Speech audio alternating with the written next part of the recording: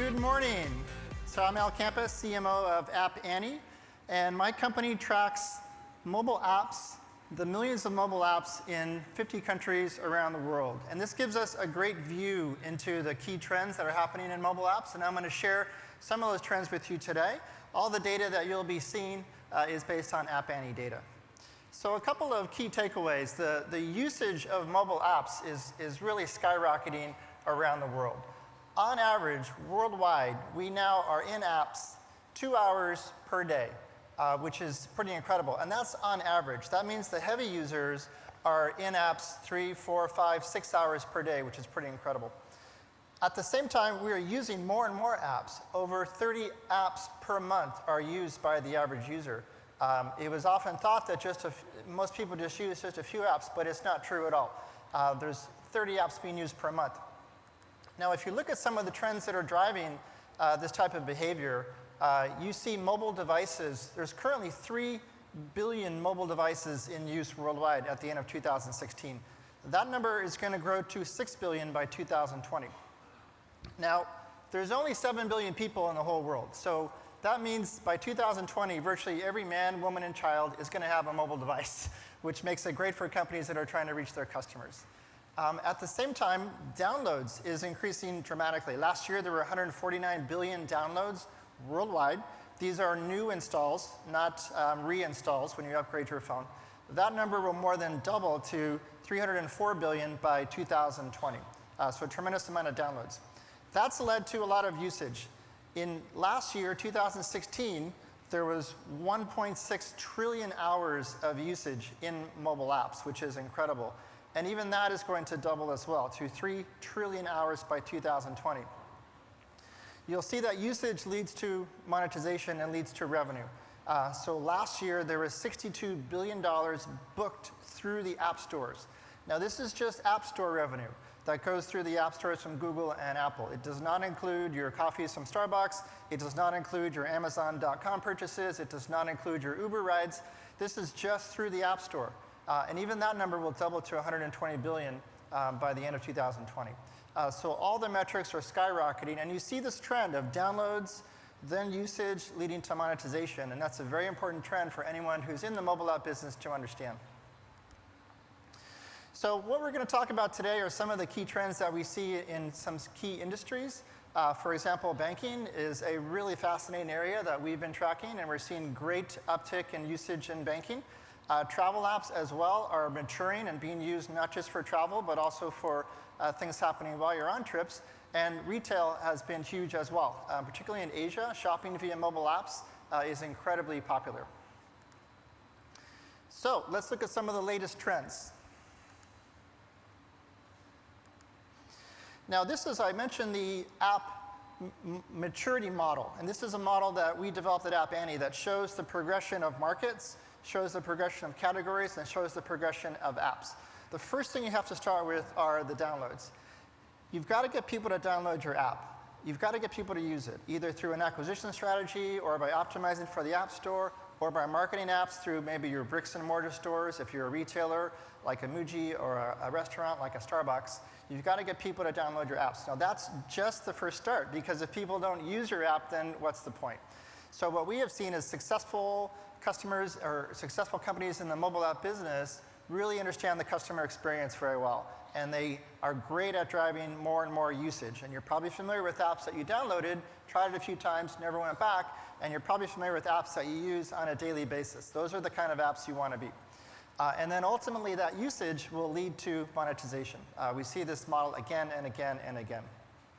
So starting with worldwide downloads, you can see that in Q1 of this year, downloads worldwide approached 25 billion downloads. And remember, this is just new installs. It does not include reinstalls. And you can also see 15% growth year over year, which is incredible because there's already so many phones out there, but yet new downloads continue to grow. You can also see that about 2/3 of those downloads are coming from Google, as opposed to Apple iOS. This is being driven in large part by developing countries like Brazil and India, Indonesia, that are adopting mobile phones via Android. And they're downloading tons of apps. If you look at the number of apps that are installed, you see that on average, we have about 80 to 100 apps installed on our phones. And you can see that China and Japan have over 100 apps on average installed on their phones. At the same time, we're using between about 30 and 40 apps every month. You can see India, Brazil, and China are around 40 apps per month. So we're using roughly a third to 40% of our apps on our phones on a regular basis. Now, if you're in the mobile app business, Asia Pacific is a great place to be because it is the dominant user of mobile devices and mobile apps worldwide. You can see here that total time per day in mobile apps in APAC is over 1 billion hours per day. Twice as much as you see in Europe, much more than you see in the US, and growing over 90% a year. So for mobile apps, Asia Pacific is a tremendous place to be. And with usage comes revenue. So this shows the consumer spend in terms of the app stores, how much money is going through the app store in Q1. You can see it was over $15 billion. That grew 45% year over year, which is pretty incredible. Now notice how iOS is 2/3 of that revenue. Now remember on the download chart, Google Play was 2/3 of the downloads, but iOS is much better at monetizing. This is because iOS is more popular in more developed countries, typically a higher income rate of the demographic that uses Apple iPhones, and it monetizes over Google Android phones by a factor of 3 or 4. So much stronger monetization with Apple. Now, APAC is the largest region for revenue in mobile phones. You can see $38 billion last year compared to 14 for the Americas, 9 for EMEA. Over twice as much revenue for apps comes from APAC. And it's growing the fastest as well, 50% growth of that $38 billion. So it's the biggest right now, and it's growing. It's going to get bigger every single year. So a great place to be for mobile apps. Now, one of the interesting categories we've been tracking is this category of banking apps or mobile finance. These are apps that your bank will put out that allow you to deposit a check by taking a picture, allow you to check your balance, move money, pay bills, allow you to pay via a mobile wallet. And these apps have really gotten super popular. They're incredibly strategic for banks. If you think about it, the more a bank can get you to deposit a check via your mobile app, to move money via your mobile app, to pay via your mobile app, the less reason you need to go to a branch, the less reason you need to go to an ATM. So they need fewer branches, fewer ATMs, fewer employees, and they're reducing their overall cost structure. At the same time that they're increasing engagement directly with their customers. So it is a brilliant move by banks, and they're building some of the best apps that we see.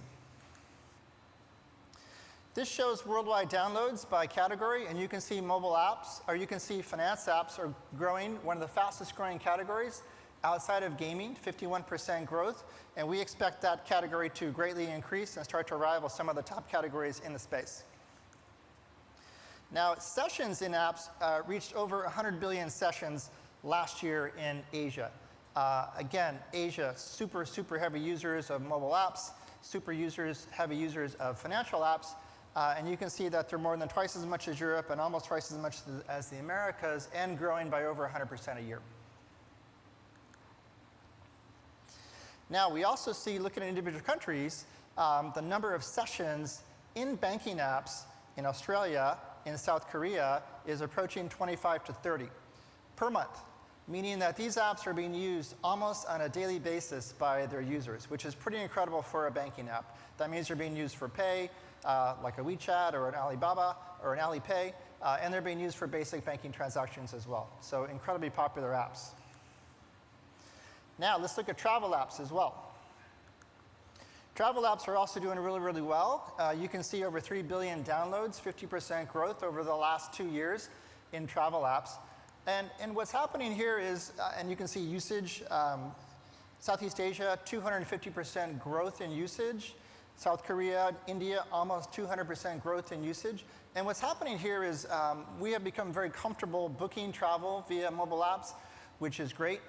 But our usage is now extending to not just booking a trip on Airbnb and booking a room and forgetting about it, but these apps have understood their customer experience and are now adding more and more capabilities while you're actually on your trip, while you're on your vacation, setting up activities, booking hikes with other travelers, setting up tours, things like that via the app, understanding what's going on wherever you are so that you can have a better vacation. Airbnb's launched Trips, which does exactly this. TripMe has a deal with bookings.com, which allows you to manage more things while you're traveling.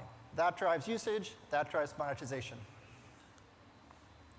So we talked about APAC being a great place to be for mobile apps. And what you see here is our forecast looking forward. So you can see in 2016, about 150 billion downloads, of which APAC was more than half. That number will grow to 350 downloads in 2021, of which APAC will again be more than half, almost 200 billion. In terms of revenue, it's the same story. 62 billion through App Store revenue in 2016. That's going to grow to 140 billion by 2021. And again, APAC is more than half of that at $76 billion through the App Store in 2001. Again, that's just through the App Store, right? So all the stuff you buy outside the App Store, your subscriptions, your video streaming, that's outside the App Store. This is not included in those figures. Now, when you're launching mobile apps, you also need to understand the markets that you're going into. For example, right now, China is one of the most mature mobile app markets in the world. It is the largest market by revenue of any country in the world. It surpassed the US last year in terms of total revenue booked through mobile apps. So it's a great place to go. India is a little bit less mature, a little bit younger in its mobile app progression. So you'll see a lot of downloads from India, but not as much monetization as you're going to get from China or the more mature markets. So it'll take some time for India to reach the levels of Japan, China, and the US. So how do you get there? Well, my company, App Annie, works with companies all over the world that are building the best mobile apps. And we have the domain expertise to offer you strategic guidance. We have the best analytics, the most comprehensive and accurate data, and we offer education and a community of mobile app leaders that can help you figure out how best to achieve success. We are a worldwide company with a large presence here in Asia, including here in Singapore, and 15 offices around the world with a global customer base. And you can see our customers include many companies like Line and Baidu and Tencent. We empower over 800,000 app users and app companies. 94 of the top 100 app companies use App Annie. So thank you for your time. I hope that App Annie can help you achieve success in your mobile initiatives as well. Thank you.